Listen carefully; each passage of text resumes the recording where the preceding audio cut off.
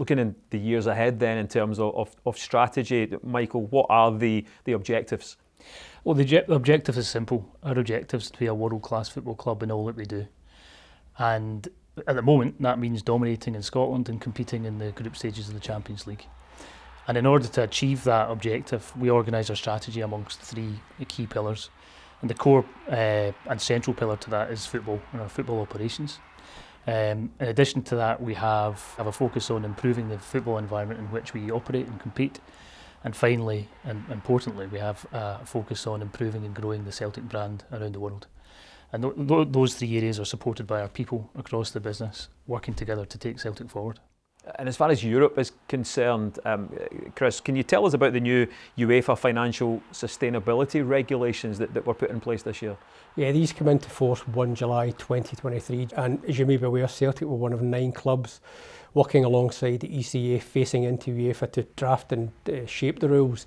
There's 3 fundamental components to it. There is football payables and ensuring clubs pay their football debts in times. There's a new football earnings rule which limits losses that clubs are able to make, and perhaps most importantly, there's now a formal cap on player wages and player transfer spend.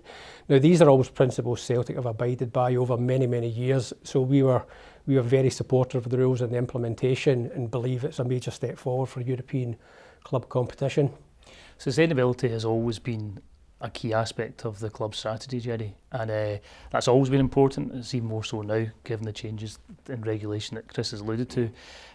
In recent times, you've seen penalties being issued against Everton for breaching the financial fair play rules in England, and that's something that, as a board, we need to be very mindful of moving forward. We've heard about the changes to the format of the Champions League, Chris, but what does it mean in a financial term? Well, that's the last key piece of the whole discussion, its distribution, and that's currently being worked on as we speak, and we're hoping to get an answer to that over the next 1 to 2 months. I mean, fundamentally, media rights are expected to grow. There's 8 games in the Champions League and 8 games in the Europa League now, as we know, with the new format.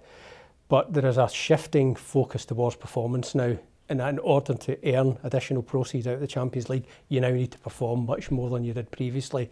So that is a feature in the landscape going forward. You spoke about the strategy moving forward, Michael, but what are those key priorities that you're looking at? Well, the key priority is football success, and we always want to continue to improve. So across the 3 pillars, we'll continue to invest both financially and also with our intellectual capital, with our people. On the football pillar, we'll continue to invest in recruitment and technical functions to continue to grow that aspect of our club. In the football environment, we'll continue to work with the Scottish FA and the SPFL in relation to the player pathway for development of our own players, and also with the work that Chris and Peter are doing with the European Club Association and the development of UEFA competitions. And with the club and its brand, our immediate priorities are around our digital strategy that we're working on, our international strategy to try to connect with our supporters across North America, Ireland, Japan, Australia, where we can see opportunities, and to continue to invest in the development of Celtic Park for our supporters. Yeah, and development at Celtic Park, but Chris, also we know about the development at Barrowfield. What's the very latest on that one? Yeah, it's very imminent. We've been putting in a lot of work over a prolonged period of time now, and the good news is the contractors take possession of the site in December next month. It's an exciting project for the boys' academy, the girls' academy. It will be a base for the women's team. So it will be a first-class facility which will serve the club for years to come, and we're really excited about it. Yeah, exciting times. The work never stops, Michael. A really busy year ahead then. Yeah, there's a lot to look forward to. I think the most proximate opportunity for us to continue to grow is the January transfer window, where we'll look to invest with Brendan and the recruitment team to take our club forward. As Chris alluded to, we're continuing to invest in the infrastructure at Barrowfield, and we'll continue to work with the academy, the B team, the women's team to make sure that we can make the most of that investment. It's exciting times, and on behalf of the board, I'd like to thank all of our supporters and all of our colleagues who've worked together to make this happen. Tony, what were the highlights for Celtic FC Foundation over the past financial year? One of the big highlights is the support that we've had throughout this past financial year. When you consider what's going on, the support that we've had from supporters, clubs, associations, our committees at home and abroad, people in the club, our partners and sponsors and funders has been absolutely phenomenal. So thank you very much to all of them. In terms of delivery, one of the big highlights for us was being able to run the Paradise Pit Stop, which we started in January. We've opened the stadium every Monday night and every Thursday night since. A really nice environment in one of the foundation lounges here, just to feed people, just to provide a hot meal in a really relaxing situation. And we're feeding about 125 people every night since we started that. We set up effectively a fuel bank through the financial year as well, and we've been able to help thousands of families and individuals effectively keep the lights on. So those are two of the big delivery highlights. Obviously, last year's Christmas appeal was record-breaking. We managed to raise £385,000, which helped 32 charities who look after clients whose lives are very different from yours and mine. Hundreds of families, thousands of children. So that was a big help as well in terms of delivery. The Recovery Cafe, which has been going strong, that runs here at the stadium every Monday night for people who are in recovery. Very different from anything that we've done before, and that's going from strength to strength as well. And we're now in our 10th year working with Cashback for Communities as well, which is effectively a project that we've been running at the stadium and in 4 prisons for young offenders aged 16 to 24, and that's going really well for us as well at the moment. In terms of fundraising, we have massive success with our gala dinners in Glasgow, in New York through the financial year, and most recently in London as well. And obviously the Christmas appeal is a massive effort for everybody here at the football club and at the foundation. And one other big fundraising event through the year was a charity match that we had back in March at Anfield, which was great for us, both in terms of funds raised, but just to help us raise the profile in England as well. And partnerships are really important to us, and one example of that is the partnership that we've had for the past few years with Islamic Relief UK, and they help us feed hundreds of families here in the north and east of Glasgow as well. And what have the challenges been? The most obvious challenge is the economy. There is certainly less money about at the moment, which means it's very difficult to fundraise, and one of the first things that would go within a household would be any charitable donation, so that's always going to be a challenge for us. The second thing is that we're really successful in certain areas in terms of fundraising, so we're looking to expand that. So we're looking at new territories where there is a willingness to support the work of Celtic FC Foundation and the economy to back it. And what are the current priorities for Celtic FC Foundation? On the horizon at the moment are the Christmas appeal, which we launched around the anniversary of the football club on the 6th of November. As I've mentioned already, we managed to raise £385,000 in 2022, so there's big pressure on to get really close to that number again this year, and there's a lot of families and children and charities who rely on that help. As well as the Paradise Pit Stop running on a Monday evening and a Thursday evening, we've this past week introduced 2 daytime sessions on a Wednesday afternoon and a Friday afternoon between 12 o'clock and 2 o'clock, where people can drop into the stadium, get a hot meal and get some help with their health, both physical health and mental health. So it's important that we build on that.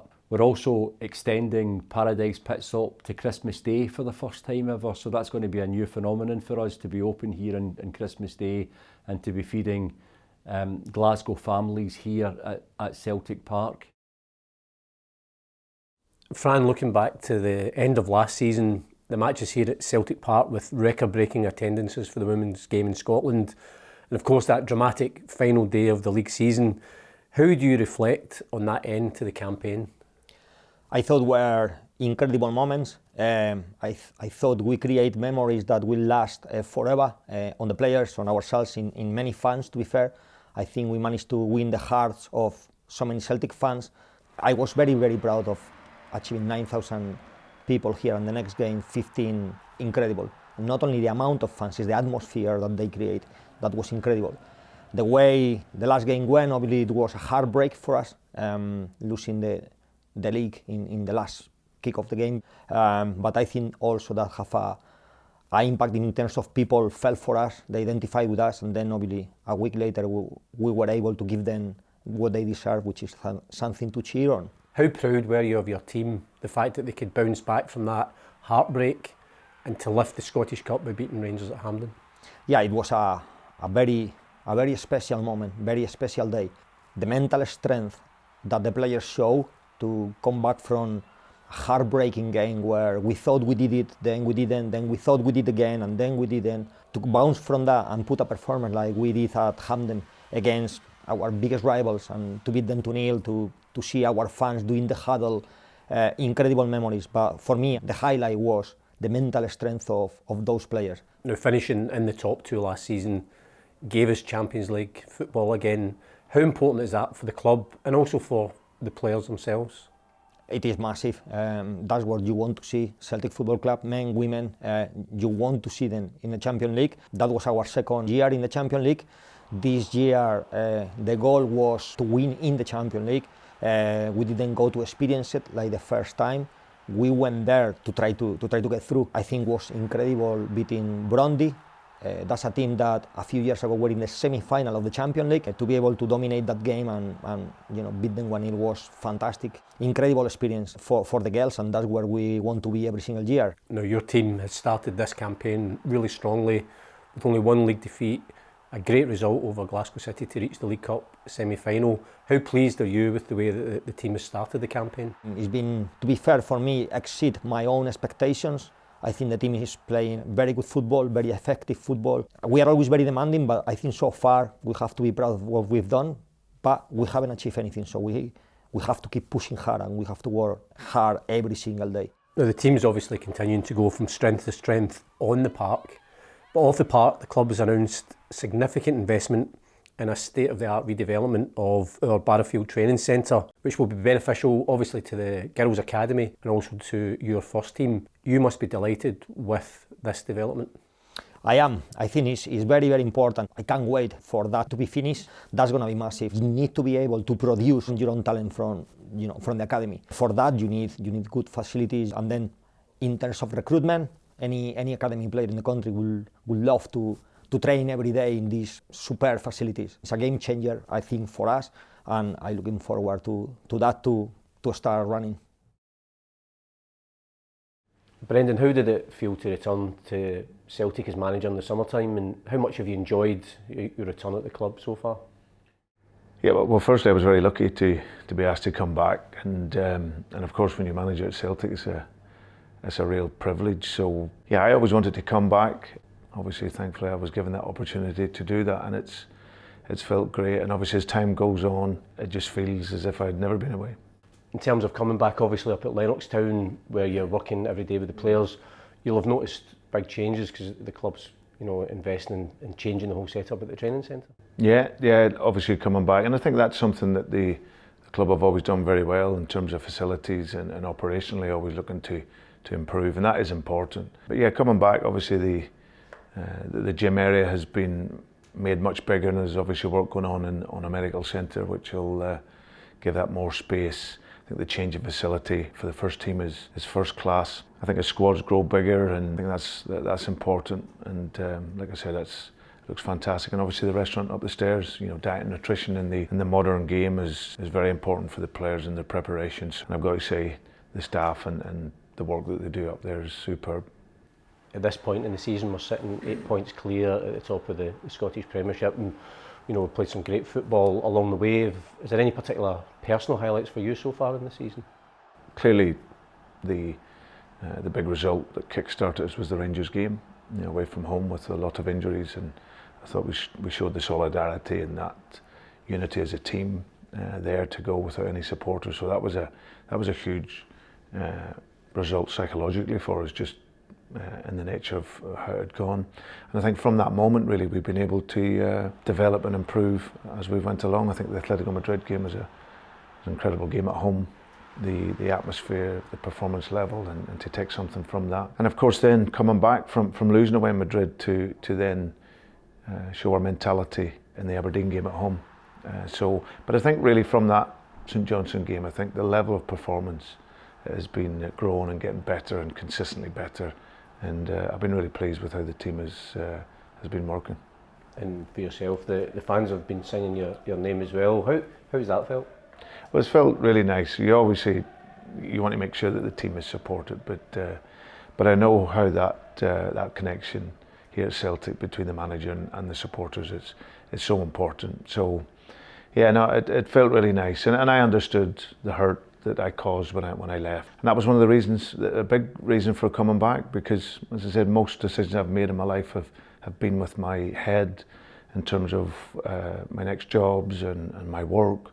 This was definitely the decision I made with my heart, to come back, to show people that I'm here to work and work well, and obviously be at a club where I feel so comfortable and connected with everyone. So that connection with the supporters, with the staff, with the board, with everything, is what Celtic is about. In terms of the squad here, how happy are you with the squad that you're building at Celtic? Yeah, very pleased. I obviously had a group of players that had been really successful over the last couple of seasons. They'd obviously had success before that with Neil as well. To take that over, obviously we lost some really important players, but I think that will be the nature of it at Celtic. I think there's always, the players will come in as an incredible stage to come and perform, and of course there's always that opportunity and chance that they can leave. So you're always going to be recycling the squad, but currently where they're at, I'm really pleased with it. We get our injuries back, that'll make it stronger, and obviously every window you're always trying to improve the squad, and that's something that we'll look at doing. One of the noticeable things in the first few months since you've come back is we've signed quite a few key players in long-term contracts, the likes of Callum McGregor, Kyogo, Matt O'Reilly, Dyson Maida, Rio Hatate and Leila Bada. And for you, how important is that in terms of, you know, getting them to commit their future in terms of the stability of the club, but also what you want to build going forward? Yeah, I think that commitment is key. It means the players can be really focused on what they're delivering. Obviously these guys are important assets for the club. For me, they're very important players and people that can help influence and keep us growing. So yeah, it was great work to get that many players in, really important players for the club to sign them. It's great work done by everyone. We spoke about the work that's been done up here at the training ground at Lennoxtown, but the club are also about to embark on this big development of Barrowfield, and how important is that going to be going forward in terms of developing the first team stars of the future? Yeah, I think it's absolutely critical. I've always felt that when you go to Barrowfield and you see Celtic Park in the background, it provides an incredible inspiration for any player, any family that maybe in a decade's time or so you could be playing there. So, but for that you want to have the best facility you possibly can, and seeing the plans for what the club are looking to do, which is great, and that'll provide a fantastic facility for our young people, both young boys and young girls going there to develop and improve, and of course for staff, because as I said, as a club like ourselves, facilities are important. You want to give the players the best possible chance to develop and improve and play for the first team and create future stars. Now, you know from your previous time here, one of the great traditions at this time of year is the Celtic Christmas film, and you were once again in that, and also the wee punchline at the end with your book that was raised a few laughs, I think. Oh, that was brilliant. When the guys brought me along to see it before they were going to put it out, I think they were a wee bit tentative of what I would think, but I thought it was great. At least it's back out on the shelf again rather than in the box. But and I think Celtic always, the staff and what they produce it's always a great little advert to see at the time of the year. And obviously there's very important messages there within it. But yeah, I thought it was a nice touch. Yeah, you mentioned the important messages, and I suppose that's the big thing, that people will enjoy the film. But the key is supporting Celtic FC Foundation's Christmas appeal, because as you know, they're helping so many people near and far at this time of the year. It's a part of the club that does an incredible job supporting. It's why this club was set up. You know, this football club has a social conscience, and it always is there for the people. And we're very fortunate and lucky to work in here at Celtic as people. But there's lots of people out there in the world that are suffering, and what the foundation does to support them and give them opportunities, we will always support and back that.